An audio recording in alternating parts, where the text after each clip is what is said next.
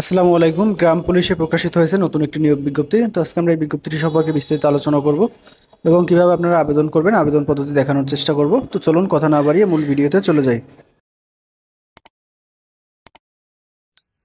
মূল ভিডিওতে যাওয়ার পূর্বে আপনাদের ডিফেন্সের অর্থাৎ যে কোনো বাহিনীর সৈনিকের লিখিত এবং ভাইবা পরীক্ষার চূড়ান্ত সাজেশনের প্রয়োজন হয়। সেক্ষেত্রে আপনারা চাইলে স্ক্রিনে দেওয়া হোয়াটসঅ্যাপ নম্বরে আমার সাথে যোগাযোগ করতে পারেন। লিখিত পরীক্ষার সাজেশনের পিডিএফ কপির মূল্য 50 টাকা এবং ভাইবা পরীক্ষার সাজেশনের পিডিএফ কপির মূল্য 50 টাকা। তো আপনাদের যাদের প্রয়োজন বিকাশ নগদ অথবা রকেটে সেন্ড মানি করে সাজেশনের পিডিএফ কপিটি হোয়াটসঅ্যাপের মাধ্যমে সংগ্রহ করতে পারেন। গণপ্রজাতন্ত্রী বাংলাদেশ সরকার উপজেলা নির্বাহী অফিসারের কার্যালয়, বাঁশখালী, চট্টগ্রাম। নিয়োগ বিজ্ঞপ্তি চট্টগ্রাম জেলার বাঁশখালী উপজেলাধীন নিম্নবর্তী ইউনিয়নসমূহের পাশে উল্লেখিত ইউনিয়ন পরিষদে দফাদার ও মহল্লাদারের শূন্য পদে শর্ত সাপেক্ষে সম্পূর্ণ অস্থায়ী ভিত্তিতে লোক নিয়োগ করা হবে। 1 নম্বর পদটি হলো দফাদার, পদসংখ্যা 4টি, বেতন 3500 টাকা। ইউনিয়নের নাম বাহারসারা একজন, কাথরিয়া একজন, চাম্বল একজন এবং সোনু একজন, অর্থাৎ এই 4টা ইউনিয়ন থেকে 4জন লোক নিয়োগ করা হবে। শিক্ষাগত যোগ্যতা যারা মহল্লাদারে আছেন তাদের ক্ষেত্রে 10 বছরের চাকরির অভিজ্ঞতা লাগবে এবং যারা নতুনভাবে চাকরি নিতে ইচ্ছুক তাদের ক্ষেত্রে উচ্চ মাধ্যমিক অর্থাৎ এইচএসসি পাস করতে হবে এবং সেটা দ্বিতীয় বিভাগে উত্তীর্ণ হতে হবে। এরপরে 2 নম্বর পদটি হলো মহল্লাদার, বেতন 3250 টাকা, পদসংখ্যা 10টি।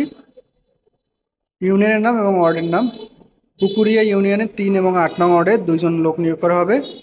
সাধনপুর 9 নং ওয়ার্ডে একজন, খানখানাবাদ 1 নং ওয়ার্ডে একজন, কালীপুর 8 নং ওয়ার্ডে একজন, বৈলছড়ি 8 নং ওয়ার্ডে একজন, সরল 5 নং ওয়ার্ডে একজন, কুইছড়ি 3 নং ওয়ার্ডে একজন, ছনুয়া 3 এবং 8 নং ওয়ার্ডে 2জন, টোটাল 10জন। তো এখন আপনাদের প্রশ্ন হতে পারে যে দফাদার কি এবং মহল্লাদার কি। প্রথমে আমি বলি মহল্লাদার। মহল্লাদার বলতে বোঝায় গ্রাম পুলিশ, অর্থাৎ যাকে আপনারা চৌকিদার হিসেবে চিনেন তিনি মূলত মহল্লাদার। এবং আপনাদের আরেকটা প্রশ্ন হতে পারে যে দফাদার কি।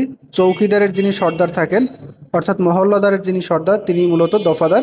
আপনারা যদি এই বিষয়ে আরও বিস্তারিত জানতে চান সেক্ষেত্রে আপনাদের যারা মুরব্বী আছে অর্থাৎ দাদা নানা আছে তাদের কাছ থেকে জিজ্ঞেস করে আপনারা এই বিষয়ে বিস্তারিত তথ্য জানতে পারবেন, কারণ তারা কিন্তু ভালোভাবে জানে যে দফাদার বা মহল্লাদারের কাজ কি। অর্থাৎ চৌকিদারের যিনি বস থাকেন অর্থাৎ চৌকিদারের সর্দার তাকে মূলত বলা হয় দফাদার।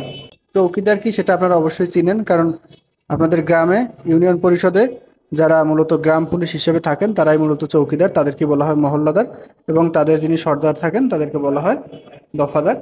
তো এখন আমরা আবেদনের নিয়মটা দেখে নেব।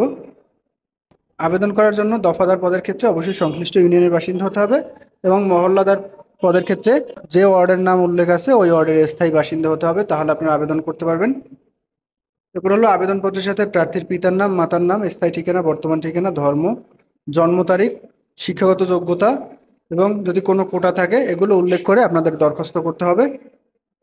এবং পাশাপাশি আপনাদের যে সকল কাগজপত্র সংযুক্ত করতে হবে, যেমন নাগরিকত্ব সনদ, জাতীয় পরিচয়পত্র সত্যায়িত ফটোকপি, 4 কপি পাসপোর্ট সাইজের ছবি, প্রথম শ্রেণীর গেজেটেড কর্মকর্তা কর্তৃক চারিত্রিক সনদ, সকল শিক্ষাগত যোগ্যতা সনদের সত্যায়িত ফটোকপি এবং তফসিলভুক্ত ব্যাংক থেকে নির্বাহী অফিসার বাঁশখালী চট্টগ্রামের ঠিকানায় 300 টাকা পে অর্ডার অথবা ব্যাংক ড্রাফট করতে হবে। পাশাপাশি আপনাদের মহল্লাদার পদের ক্ষেত্রে 8ম শ্রেণী পাশ হলে কিন্তু আপনারা আবেদন করতে পারবেন।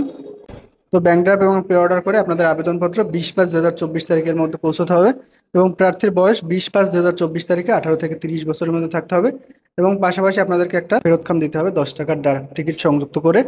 পরবর্তীতে আপনাদের এডমিট কার্ড এই ফেরত খামে চলে আসবে, সেই অনুযায়ী আপনারা পরীক্ষায় অংশগ্রহণ করতে পারবেন। অর্থাৎ আপনারা আবেদন করবেন, আবেদন করার কিছুদিন পরে আপনারা যে ফেরত খামটা দিবেন সেই ফেরত খামে আপনাদের এডমিট কার্ড আসবে, এবার আপনারা পরীক্ষায় অংশগ্রহণ করবেন। তো আশা করি আপনারা বুঝতে পারছেন এবং এই চাকরিটা কিন্তু স্থায়ী কোনো সরকারি চাকরি না। এ সংক্রান্ত যদি আপনাদের জানার ইচ্ছা থাকে সেক্ষেত্রে উপজেলা নির্বাহী অফিসারের কার্যালয়ে আপনারা যোগাযোগ করতে পারেন অথবা সংশ্লিষ্ট ইউনিয়ন পরিষদে যোগাযোগ করতে পারেন। ধন্যবাদ সকলকে।